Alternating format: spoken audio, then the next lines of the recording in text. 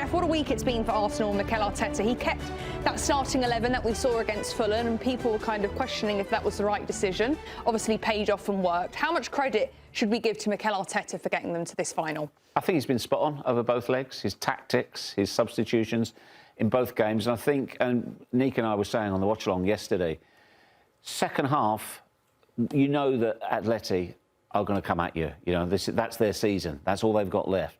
So they're throwing the kitchen sink at you. But rather than drop back, all his substitutions were positive and they pinned Atleti back. Now, of course, Atleti are going to get breakaways, but Arsenal stayed on the front foot. And one of the big criticisms of Arsenal this season has been when they've had a lead, they sit back and absorb, and they forget, they stop playing. And in the biggest game of their season, the biggest game that stadium has ever seen, they went on the front foot. So you have to give him credit. I thought, you know, selection of MLS paid off. He had a shaky start, but it paid off. So his faith was rewarded there. And Calafiori, we talked yesterday on the show, he's the more adventurous selection than Hincapié. That paid off as well. So I thought he was spot on. You have to give him credit. You look at Mikel Arteta, 38 Champions League games he's managed. Quarters next season, semis next season, final. Think about the narrative around Arsenal over the last several weeks, right? Let's start from the Carabao Cup final to now. There were a couple moments that went from being shaky to wobbling, right? When you went, the moments being, I wonder what you were going to say then. No, shaky. And probably something else for Arsenal fans, because you did feel like it was slipping. This devastating moment that Arsenal weren't going to be able to get over the hump, right? And Arteta has managed this group and shown that they can bounce back, not only from a Carabao Cup loss. The loss to Manchester City could have been curtains. They played with a lot of energy, a lot of industry. Declan Rice was awesome. He's incredible to watch. He is an unbelievable athlete. And they're in the final doing what they've been doing all season. Nico, you said something yesterday that stuck with me, and I watched the game through this lens when you said it. You said that football is about moments. And for me, watching Arsenal yesterday, they seized their moment. It started, the tone was set outside the stadium, and it's a credit to Arsenal fans. I know you're one of them, but it's a credit to Arsenal fans, and it's a credit to the club for letting Arsenal fans set the right environment. Arsenal looked like a big club yesterday. Geoff, if he were to win the double, win the Champions League or the Premier League, how would that perception of him change? How would we view Mikel Arteta? And you can argue it's already changing. It would be an incredible achievement. I think what you have to do is you have to look at this moment in time. As Nico said, you look at these shaky periods when things are all falling apart, and he's turned doubters into believers. You need to forget about everything that happened yesterday and win at West Ham on Sunday. Or when is it? Saturday, Sunday? I don't care. Sunday. I don't care. Whatever, this weekend. You must win. You must win, and you firmly put the double, like, in your sights, right? And you can't rest on, oh, we got it done. You understand? It's like 100%. That will be the message. That will be the message in training this week. It will be enjoy your night, celebrate last night. They'll be as high as kites today. They'll all be sitting watching the game, see who they're going to play in the final, and they deserve that moment. They've earned that moment. Now it is then Thursday's right, boys. Back to business. This is what we've got. West Ham, if they beat West Ham, they are, I don't think it's hype. You can say they are one hand on the Premier League trophy. Lahoud, still not assured, but, and what Mikel Arteta will say, look, what's got us to this point, what has got to being in the Champions League final, what's got us to this point in the Premier League is us doing it our way, so we don't do anything different. How do teams go about winning against this side in the Champions League and beating them? The thing that Atleti didn't do, that teams that have had any success against Arsenal, you have to be decisive. And it's easier said than done.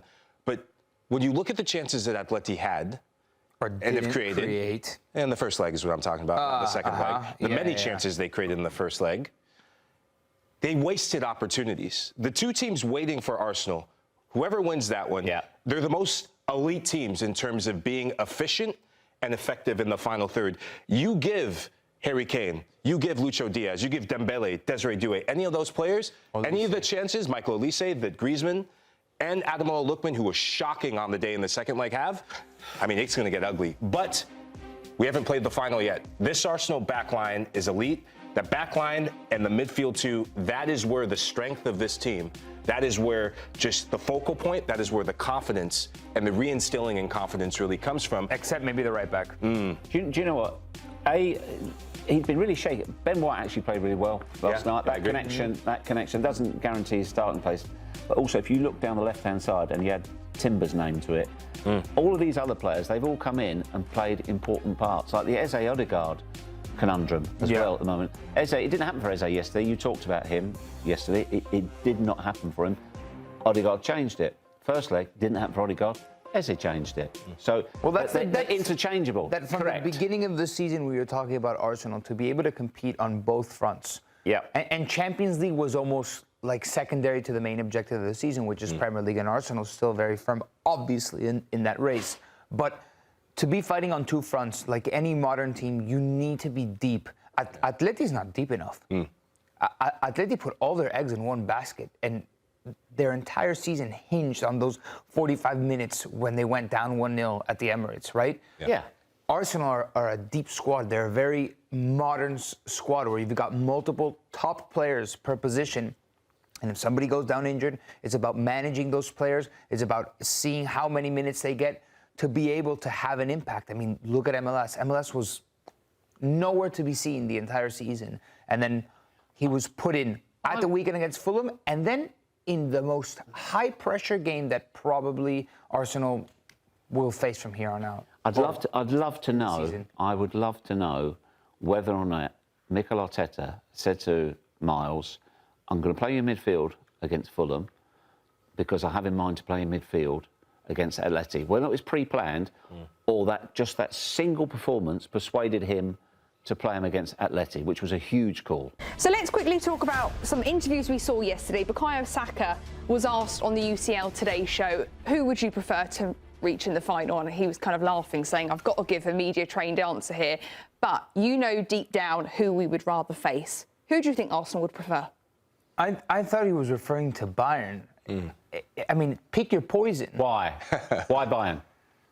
There's a Harry Kane narrative, which is nice. I heard Joshua Kimmich was talking a little bit of smack when they faced each other the first time. Yeah. They already beat them. I don't want to play PSG. If I had to pick my poison, I would choose Bayern. Whoever it is, I don't think Arsenal's the favorite in the final. Oh, no. No. But it's crazy to think because Arsenal beat Bayern and beat them well. They took care of business at home. But I do think the final is going to have a different tone. Two very offensive teams. I thought he was referring to Bayern. I'm with Mikey, though. I think PSG. Revenge. Yeah. Thinking of from a former player's perspective, you don't forget how close you were from a season ago. That always lives with you. But you can beat them. Yeah. You know you can beat them. And this seems like it's their season, but if someone's talking trash, Nico also has a point with Bayern. Who do you think Arsenal would prefer to play in the final? Is it going to be PSG or Bayern Munich? I think Bukayo Saka was referring to PSG. I have been trying to get an answer to that this morning and haven't quite got to the bottom of it yet. But I think it's PSG. Look, you know, as Jeff and Mike were referring to there, I think they know that they went toe-to-toe with PSG last time. A weakened Arsenal as well. No striker in that game. And they gave it a good go. And if it hadn't been for Donnarumma, maybe that tie would have been different. So I think there's a bit more of an urgency for revenge in that one where Arsenal are concerned. What was that atmosphere like for you? Yeah, I mean, I've been covering this club over 10 years. I know it doesn't look it, but, you know, Arsenal does age you. And I have never seen anything like this. I mean, I think folks need to understand that maybe what you're seeing on this video isn't that dissimilar to the club you support. But Arsenal, it's a very particular experience. Fans tend not to congregate a long time before the kickoff. I mean, it is one of the most brilliant areas of London to just enjoy your own time before the game. So sort of fans often tend to get there late. Jeff, you'll know from like a night game at the Emirates, you might be there at 7:45 for an 8 o'clock kickoff and the ground's half empty. People don't do this. They don't come to the ground. They don't rush to the ground just to be there to welcome the coach. And there was an ecstasy there. I was talking to one of the organisers of the events, and they were saying look, you know, we were up there close to the bus. You could see the players' camera phones, the lights from the camera phones, as they were so transfixed by this moment that they've not got to experience, as well as Bukayo Saka said, it was something he'd never experienced at the Emirates over 7-8 years playing for this club.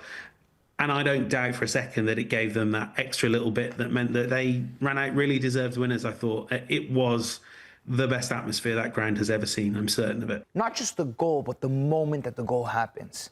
The psychological impact of the goal. And I think the Emirates met the moment. From there on out, in the second half, you could feel that they wanted it, and you could sense it. That was amazing. I had never seen that before. You're spot on, Nico, because there was a period in the second half, and I'm sure James will back me up on this, when, as we expected, Atleti came out strong second half, had a right go, and the Emirates rallied. And what we saw last night, this was not just the biggest game in that stadium's history, but we saw a seismic change in the way that the Arsenal crowd behaves. This is... Arsenal don't do this. We're normally far too buttoned up, far too nervous, far too standoffish. We don't get involved early doors. We don't. This doesn't happen. Last night... and it was a cauldron yesterday. Yeah. It felt like Atlético Madrid not only had to beat Arsenal, which are already difficult as an 11 to get past, but with every tackle, with every 50, every time somebody got stuck in, there was this roar behind the players, and that, to some degree, plays a part in Arsenal getting over the line. And oftentimes it can work against you, a home field advantage, and it can work for you. And yesterday was like something that had never happened before, like James is saying. James, what do you... we were talking about moments in a season, and it has been crazy to see Arsenal's peaks and troughs of confidence and then be totally knocked flat. If you had to encapsulate exactly what has brought about this seismic change over the you'd have to say over the last 10 days, what would you say it is? Wow, I mean, that is a real challenge. I think it's, in many ways, it's what has brought about this seismic change over the last 4 or 5 years. It's Bukayo Saka. You know, he is the hero. He is the Starboy, as they call him in North London. And I think when he's on the pitch, you believe. You know good things happen when Bukayo Saka is on the pitch for you. And he is he's a fantastic leader. He's a fantastic young man. It's been like probably one of the privileges of my career to watch him from the Papa John's trophy getting kicked around by Cheltenham to a match winner, a Champions League semi-final. And yeah, Arsenal fans, when they see Bukayo Saka's name on the pitch, they know that he's going to deliver everything and a little bit more for them. It just seems like there's just infectious energy with him, his smile, his play. Credit to Leandro Trossard as well. I know a lot of people overlook his performance, but without him, he creates the shot, took an effort, and Saka finishes it. James, history has not been kind. I'm going to bring the mood down a bit. History has not been kind to the Gunners in European finals, right? You think back to Galatasaray, you think back to Paris, to Barcelona. What's your expectation for this final? And is this the moment that Arsenal finally break the duck in Europe? I mean, look, Mike, you are right, and we can see those dates on the screen. I would point you to the miracle of Copenhagen. It has happened before. Arsenal did win the UEFA Cup as pretty heavy underdogs in 1993 against a team with plenty more attacking talent than they had, and they just managed to ride their defence all the way to glory. And it's kind of in so many aspects of this season, I'm seeing these little things that call back the history. You know, the way it's so nerve-wracking, this long pursuit of a league title. This is 1989 all over again. I mean, thank goodness it's not Manchester City on the final day. And maybe this European campaign is also calling a little bit further back to history. It's going to be so hard, but over one leg with that defence, with, you know, players like Gabriel who can turn an open goal into a slide tackle and not even a shot for Simeone, I think Arsenal can believe. It will be very, very tough, but I think there's a real chance there. James, you say believe, I believe, but do you think there's any way whatsoever Arsenal end this season empty-handed or with 2 trophies? Don't make me say it, Jeff. This season has been such whiplash. I think they'll get at least... I think they'll get one. I think they'll get the Premier League now. Agreed. I think that win And actually, even the way that someone like Saka came off the pitch to get rested for West Ham, and you can bring in Havertz and Zubamendi and all those guys, I think they will get the job done. They will win their remaining 3 Premier League games. Don't ask me about Budapest. I don't want to think about that, because I don't want to think about what the flight back might be like, either if they win or they lose. Gosh, that will be a emotive moment, that's for sure. Can we quick poll? 0, 1, or 2 titles for Arsenal this season? 2. 1. 1. I like 1. James? 1. 1. Yeah. All right. Lovely stuff. Thank you very much, James. We appreciate your time. See you soon. Thanks for watching this video from Morning Footy. For all news and insights regarding leagues around the world like EFL, Serie A, and all UEFA competitions, both men's and women's, don't forget to sign up for Paramount+.